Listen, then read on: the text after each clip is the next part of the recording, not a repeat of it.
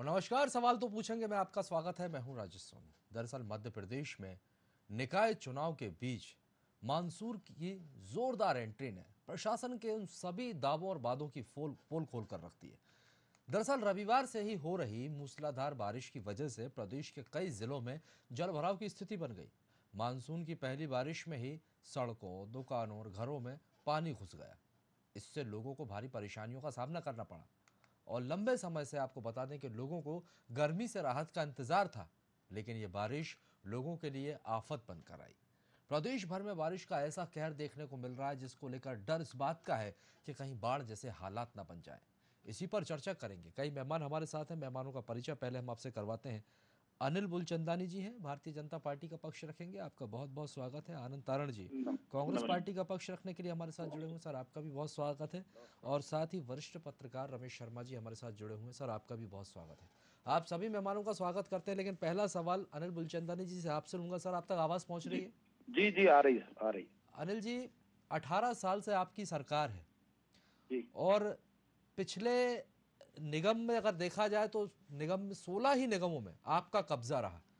जी और 2 दिन की बारिश में ऐसे हालात हो गए हैं कि जो बड़े बड़े दावे और वादे किए जाते थे आप लोगों की तरफ से, वो जी पूरे दावे जो हैं उनकी तस्वीर निकलकर जब सामने आती है तो उन दावों की पोल यहाँ पर खुलती हुई नजर आ रही है। जी। देखिए, ये जो मौसम का जो बरसात का समय आता है, इसमें भारतीय जनता पार्टी की सरकार हो या कांग्रेस की सरकार हो, सरकार किसी की भी हो, किसी भी राज्य में हो, पूरे देश में बरसात की स्थिति यही है। और प्राकृतिक मौसम के साथ छेड़छाड़ व्यक्तिगत या कोई राजनीतिक दल तो कर नहीं सकता। अब जैसी परिस्थितियां बनती हैं, परंतु मध्य प्रदेश की भारतीय जनता पार्टी की सरकार है, जिसके सुशासन के कारण अप्रिय कोई घटना नहीं घटी है। पानी आता है, रुकता है, थोड़ी देर के बाद जैसे बरसात कम होती है, पानी अपनी राह पकड़ता है। कहीं कोई भी अव्यवस्था अभी तक सामने नहीं आई है और न ही ऐसी कोई अव्यवस्था होने वाली है जिसके कारण कोई जनहानि हो। सर जनहानि की तो बात ही नहीं है, लेकिन अव्यवस्थाओं का आलम यह है कि लोग, आपने देखा विदिशा के हालात क्या हैं। वहां पर जी सड़कों की जगह लोग नाव का इस्तेमाल कर रहे हैं।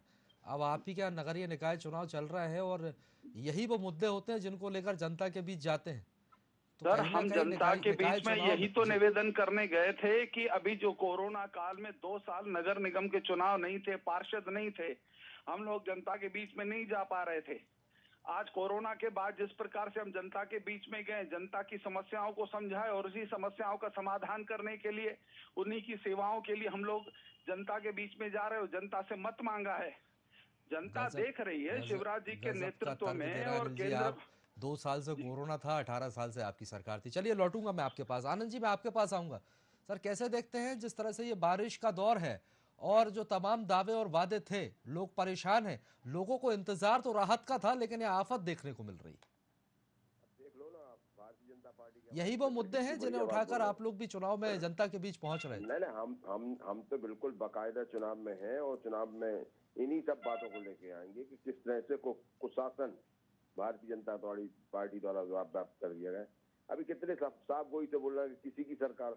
अरे भाई, पिछले 18 वर्षों से आपकी सरकार है, किस तरह से आपकी व्यवस्था है, क्या कर रहे हैं, किस तरह से व्यवस्था कर रहे हैं। केवल वायदे ही वायदे हैं, धरातल पे कुछ नहीं है। किस तरह से अगर रोड बनवाए तो एक बरसात में सब धुल गए रोड। क्या व्यवस्था पाल रखी है, किस तरह की शासन बना रहे हैं, किस तरह से प्रशासन है। कोई चारों तरफ अराजकता का माहौल है, कोई सुनने वाला नहीं है, देखने वाला नहीं है, करने वाला नहीं है, बताने वाला नहीं। हर आदमी अपना बोलता है और बोल के अपनी बात की तीसरी कर लेता है। और आपने देख लिया कि अब ये 2-4 दिन की सब बारिश में क्या हालात है। और अगर और जारी पानी गिरा तो किस तरह से, आपने बोला बाढ़ की स्थिति बिल्कुल हो सकती। विदिशा मुख्यमंत्री का क्षेत्र है, मुख्यमंत्री कल वहां गए तो कह रहे हैं कि रामपाल जी कह रहे हैं इसलिए हम वो चीज के वो खरीदी का वो करेंगे। अरे 18 साल से है, किसान पुत्र हो आप और इस तरह की व्यवस्था कर रहे हैं, तो ये तो एक अलग बात है। लेकिन मुद्दा है पानी का। विदिशा में जब ये हाल है, जो उनके जो उनका गृह जिला है, गृह संसदीय क्षेत्र है, वहां पर ये हाल है, तो पूरे मध्य प्रदेश में क्या आलम होगा। चारों तरफ अराजकता है, हर आदमी परेशान है। और इसके बाद भारतीय जनता पार्टी इतनी कि हम तो साहब चुनाव में गए 2 साल से, कोरोना कोरोना का रोना रोते ही रहे। कोरोना में किस तरह की आपने व्यवस्था रखी, किस तरह से लोगों को, हजारों लोग मारे गए, लाखों लोग परेशान हुए। और इसके बाद कोरोना के नाम पर इतनी बातें कर रहे हैं। कोरोना में पूरी तरह से सरकार फेल हो गई है। हजार मतलब कहीं कोई चीज, कोई व्यवस्था नाम की चीज अव्यवस्था का आलम था, और वही हालात आज है। चलिए आनंद जी, मैं आपके पास लौटूंगा, मैं रमेश जी आपके पास आऊँगा।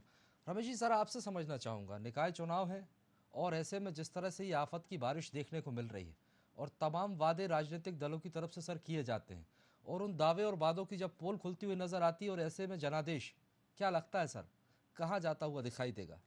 क्योंकि जनता के भरोसे पर तो यहाँ खरा नहीं उतर पा रहा ये राजनीतिक दल।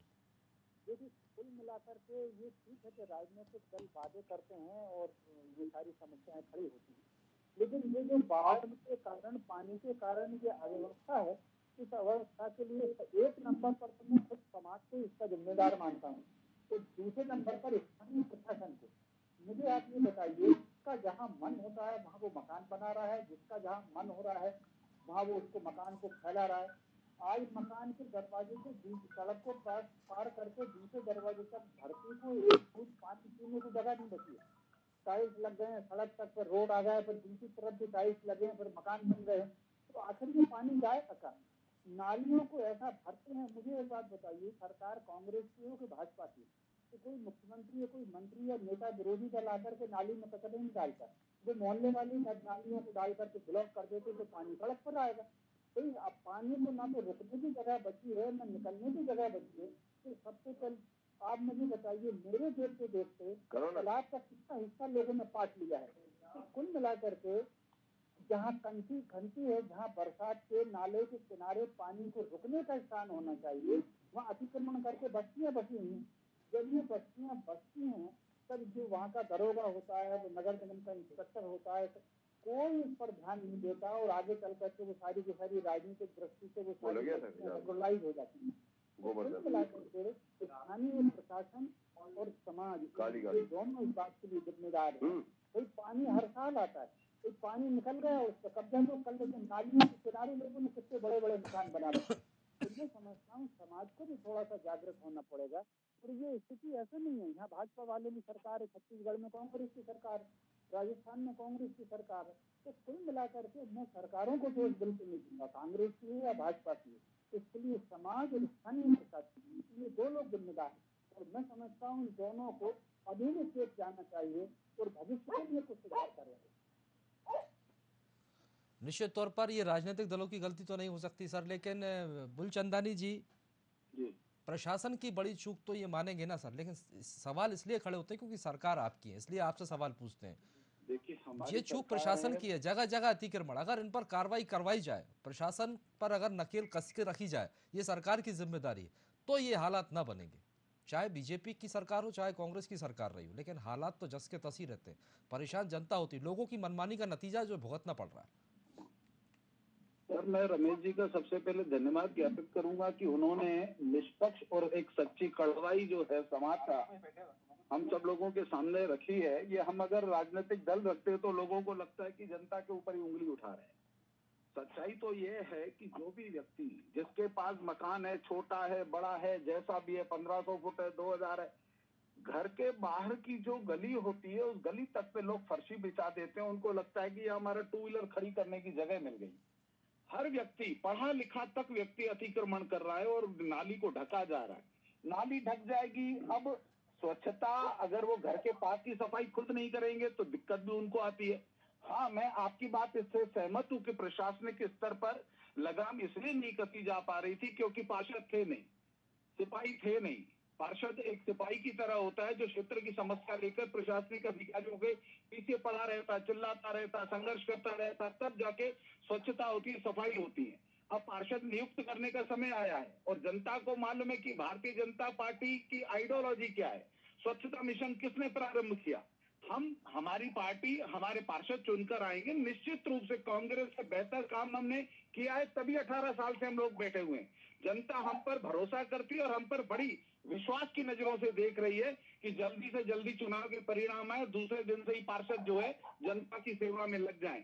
मैं आपके चैनल के माध्यम से मध्य प्रदेश की जनता को आश्वस्त करता हूं, भारतीय जनता पार्टी के सैनिक जिनको आप चुनने की तैयारी कर चुके हैं, चुनाव के परिणाम के तुरंत बाद से आपकी सेवा उसी प्रकार से होगी जिस प्रकार से 18 साल से भारतीय जनता पार्टी के सेवक आपकी सेवाओं में लगे हुए हैं, आगे भी लगे रहेंगे। चाहे प्रशासनिक अधिकारियों को जगाना पड़े, चाहे खुद जागना पड़े, चाहे खुद भी। आपने देखा होगा कांग्रेस का कोई नेता कोरोना काल में नहीं दिखा। भारतीय जनता पार्टी के कार्यकर्ता रोड और रास्ते पे भी सेवाएं कर रहे थे। उनको अपने हाथों से नालियां साफ करने में भी शर्म नहीं आती, संकोच नहीं करते, क्योंकि वो भारत से प्यार करते, मानवता से प्यार करते, और सेवा हमारे जीवन का सिद्धांत है। आनंद तारण जी, आपके पास आऊंगा। एक तर्क यहाँ पर अनिल मूलचंदानी जी की तरफ से दिया गया। पार्षद नहीं थे, 2 साल से व्यवस्थाएं ठप, चुनाव हुए नहीं थे, चुनाव में लंबा समय लग गया, और जिसकी वजह से यहाँ पर यह अव्यवस्थाएं पसरी हैं। देखिए, पहली बात तो ये चुनाव ही नहीं करवाना चाहते थे, सुप्रीम कोर्ट के आदेश पर चुनाव ही, क्योंकि हमारे वरिष्ठ पत्रकार ने बहुत साफ गोई से मध्य प्रदेश के साथ राजस्थान और छत्तीसगढ़ को जोड़ दिया। अरे भाई, मध्य प्रदेश की हम बात कर रहे हैं, छत्तीसगढ़ और राजस्थान से क्या लेना देना इस बात का? क्योंकि ये कांग्रेस की सरकार को मध्य प्रदेश में ही नहीं, पिछले 20 सालों से छत्तीसगढ़ में और राजस्थान में भी जनता रहती है, वहाँ पे इंसान रहते हैं, वहाँ पे भी राजनीतिक दल ही नेतृत्व ध्यान करते हैं। आकर्षित करना चाहता हूँ कि सरकार किसी की हो, जब सरकार भारतीय जनता पार्टी की है तो जवाबदारी भारतीय जनता पार्टी की होना चाहिए। जो प्रशासक होता है वो भारतीय जनता पार्टी की सरकार द्वारा नियुक्त होता है। ये कोई नगर पालिका निगम के पार्षद नहीं बनाते, प्रशासक की जवाबदारी होती है। इसका मतलब ये कि कहीं ना कहीं प्रशासन फेल है, शासन फेल है। शासन तो केवल और केवल वो बोलते हैं ना, हम तो 24 घंटे 7 दिन चुनाव में लगे रहते हैं। तो ये कौन सी व्यवस्था कर रखी है ये? अब जब 24 घंटे 7 दिन चुनाव में लगे रहोगे तो जनता की सेवा क्या करोगे? जनता के मूलभूत जो दिक्कतें हैं उनको कहां से पालन करेंगे? दूसरा ये है कि हम मूलचंदानी जी बहुत कोरोना काल को रो रहे हैं। कोरोना काल मध्य प्रदेश के इतिहास का, पूरे देश के इतिहास में मध्य प्रदेश काले अक्षरों में लगा जाएगा। इतने लोग मारे गए यहाँ पर, शर्म आने चाहिए इन लोगों को कि इन्होंने न बेड की व्यवस्था है, न शर्म तो कांग्रेस के उन नेताओं को आनी चाहिए थी जो कोरोना काल में अपने घरों में बैठे थे। जनता के बीच में जाने में उन्हें डर लग रहा था, लोगों को जरूरत है, उन्हें जनता की जान प्यारी नहीं, खुद की जान प्यारी थी। मध्य प्रदेश की जनता ने अपनी आंखों से देखा है, और इस चुनाव में आपको जवाब मिल चुका है। मतपेटियां खोलने दीजिए, आपको मालूम चल जाएगा कि कांग्रेस कहाँ खड़ी है। आपके महापौर बाबा पटेल के हत्या पते नहीं थे, जनता के बीच में जा पा रही थी।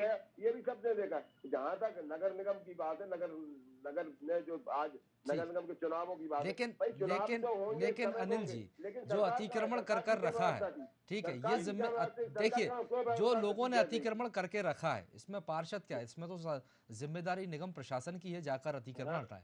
नदी नालों पर अतिक्रमण करके रखा हुआ है, तो ये तो सरकार की जिम्मेदारी है ना, प्रशासन की जिम्मेदारी है कि प्रशासन से काम ले, प्रशासन को आदेश दे, निर्देश दे, भले ही पार्षद ना हो।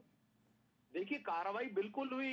आप ये देखिए कि अपने भोपाल का उपनगर संतदाराम रामनगर, वहां पे सबसे जो सकड़ी सड़क थी चंचल चौराहे को, जिस पर काम करने के लिए किसी की हिम्मत नहीं होती थी, वहां हमारे विधायक रामेश्वर शर्मा जी ने अपने नेतृत्व में जनता को मनाया और जनता को उनको रियलाइज कराया कि आपके अतिक्रमण के कारण आज आपका व्यापार ठप हो रहा है, आपके कारण यहाँ पे नालियां चौक हो गई है। लोगों ने अपनी स्वेच्छा से, अपनी मर्जी से मकान तोड़वाए और उस रोड को चौड़ीकरण किया गया। ऐसे पूरे मध्य प्रदेश के अंदर काम हुआ है, और हम आम जनता को जागृत करते हैं, उनसे निवेदन करते हैं, उन्हें समझाते हैं कि अतिक्रमण से समस्या आपके लिए, आपकी का व्यापार प्रभावित होता है, आप ही के घरों में पानी जाता है, और जनता मानती है। हम आम जनता की राय से उनको सहमत करके उनके द्वारा अतिक्रमण किया गया, उन्हीं को छुड़वाने का काम कर रहे हैं। नहीं देता। ठीक है, रमेश शर्मा जी, आपके पास आऊंगा। सर, ये जो तर्क यहाँ पर बीजेपी की तरफ से अनिल मूलचंदानी जी ने दिया है कि 2 साल से चुनाव पार्षद नहीं थे, उनकी जो म्याद थी वो खत्म हो चुकी थी, इसकी वजह से अव्यवस्थाओं का जो अंबार देखने को मिला है, कार्रवाई नहीं हो पाई, क्योंकि ये पूरी जिम्मेदारी तो पार्षदों की होती है।